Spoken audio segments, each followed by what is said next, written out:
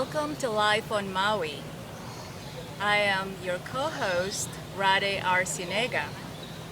And welcome to Life on Maui. I am your co-host, Steve and Freid. We have a very special show today. We'd like to share with you some insights Steve recently had about the subject of innocence and forgiveness. So, Steve, before we get started on your insight, let's be all together on the same platform of thought. Can you share with us your understanding of the word innocence? Innocence is our true self. It's our God self. It's our who we really are in our essence before all of the influences of the world and the personality and the mind take over. The first part of this insight has to do with an episode, an experience that you had early on in your childhood when you were between 6 and 10. Can you tell us about what happened to you during that time? During that time in my life, Radhe, I was getting bullied a lot. Why were you bullied? I was the only Jewish boy in a Catholic neighborhood, and I was seen as the Christ killer. Even though Jesus was a Jew, I was the Christ killer, and I got bullied a lot. And where was this? This was in the suburbs of Philadelphia called Havertown, Pennsylvania.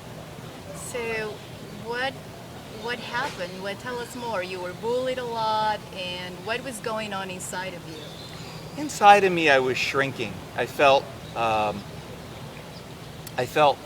powerless. I felt impotent to stand up against these, who looked like tougher kids than me. And it promoted me feeling not good about myself at that time. It promoted me feeling negative self-image. Why wasn't I standing up? What's wrong with me? Why am I like this? Why do people not like me? Why do people hate me? I mean, at 6 years old, it's like, I wasn't doing anything. Why do people hate me? So you slowly, would you say you began to identify with these feelings? Yes, very much. Yeah, I started to identify with that there's something wrong with me. There's something wrong with me. Yeah. Wow. Yeah, that's a very strong load, very heavy load to carry. Yeah. And how is this episode from the past tied to you right here, right now? Well, my experience is that whatever it is that's important to us in our life, whether it is, for some people it's accumulating a lot of money. For some people it's the car they drive, success in material sense. For me, and throughout my life, relationship, especially with a woman, has been the most important thing for me to be successful at. How does that tie to this early experience, relationships and this early experience that you had? That's a very good question, and really it's kind of the crux of this whole thing, is that whatever is important in our life also gives us the lessons in our life, or gives us the opportunity to heal whatever it is that is, I'm going to call it the bad dream.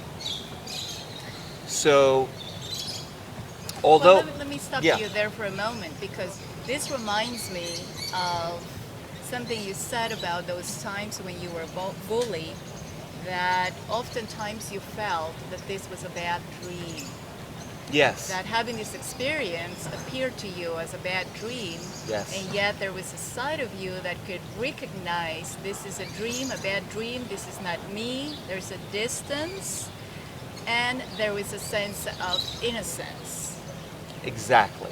So, even at 6 years old, just to reiterate and put my own, what was there for me, even at 6 years old, I was aware of being in a bad dream. So what was it that was aware? That's the question. And you've come to realize that what was aware was innocent. Whatever Exactly. that was innocent. Exactly. Until we can look back, or we can look at our life and see that whatever was the bad dream, it's not who we really are. It's that simple. The bad dream is not who we really are. The one who's watching, the one who's observing, the one who's aware, the one who at 6 years old could say, what is this bad dream that I'm in? At 6 years old, and the same awareness now. That's the bridge, is the awareness. And that's where the innocence is, and that's where the awakening, reawakening to the innocence that that's who I always was, and that's who I am, is that innocence, that I'm not the story, I'm not the bad dream. We can be identified with the bad dream, with the story, and it's not who we are. So talk a little bit about forgiveness as it applies to that point, that time in your life when you were a child, or forgiveness perhaps now. It's the same. Forgiveness is very simply that, well, in one sense, it's I was doing the best I could. If I could have done it, if I could have done things any differently, I would have. I mean, you look at a 6-year-old now and you feel compassion. Well, it's the same compassion that we need to feel for the inner 6-year-old.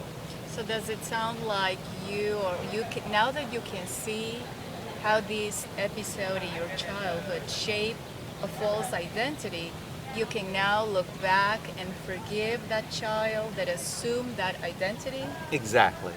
Forgive the child who assumed the identity of this bad dream and perpetuated that identity throughout life in one situation after another until an awakening happens. And now that you had this awakening, what changes? Everything. Everything changes. So what happens when these feelings surface?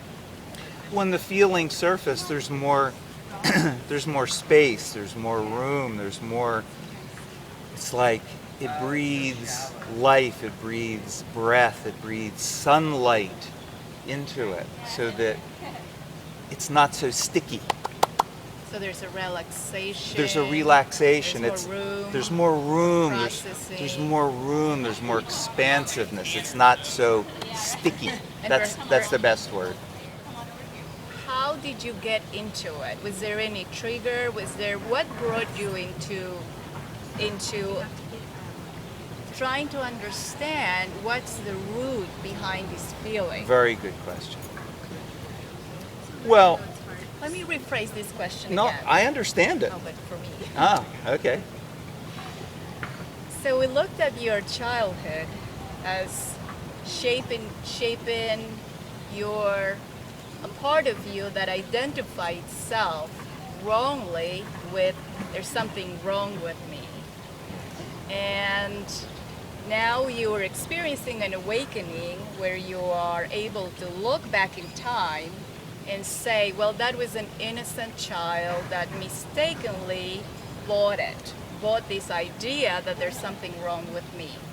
But as we live our daily lives, how do we get into it? What brought you to inquire? What brought you to look into this particular aspect of your psyche, of your emotional life?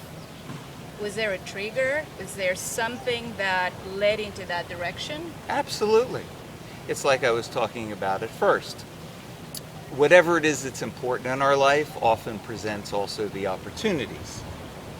So what led to it is a very current day experience where I felt some of those exact same feelings. Okay, so these were feelings that you can recognize were not new, they were old. Yes. They could come from different sources or be triggered by different things, but there was a part of you that could tell these are old. Exactly. So that's the thing. It's very clear that even though they're triggered by a current day situation, that they're old feelings. And I want to also say what can be very helpful. I've been having wonderful conversations with a woman named Polly Summerlin, who, if you go to lifeonmaui.com, I've done 2 interviews with Polly, and she's well worth listening to. She's been very helpful for me to identify, because sometimes we don't know, because as you're feeling something, it's so familiar because it's been going on our whole life that maybe even we're not cognizant that it's old, that it goes way back. It's an old feeling. So somebody to help point to that is very helpful. And what do we do if we don't have someone like Polly in our lives? Well, I feel like there's an old saying, when the student is ready, the teacher will be available. And I believe that that's been the case for my whole life. So I'm sure it's true for everyone. And I feel what's clear to me is different people have different processes. Some people might be more reflective and might come to the understanding within themselves. I see by my nature, I get to things by talking. Talking is my process that brings tremendous insight and enlightenment for me. I wanted to thank you for being so transparent, for sharing this very intimate part of you, and also want to thank you for this ongoing growth and investment that you have on yourself. Thank you, Radhe. This is something that I feel like I'm grateful to my own heart, my own soul, whatever it is that keeps wanting to identify with the truth. That I feel like that's just something that motivates me in my life. So thank you for the acknowledgement. This is all for today. I hope you find this valuable. And until next time, aloha. And thank you for letting me share my story with you. And come back for the next episode of Life on Maui. Until next time, aloha.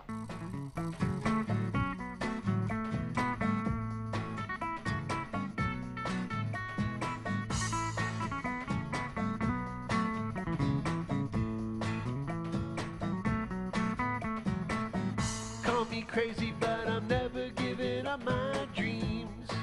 No matter how far away they seem, maybe crazy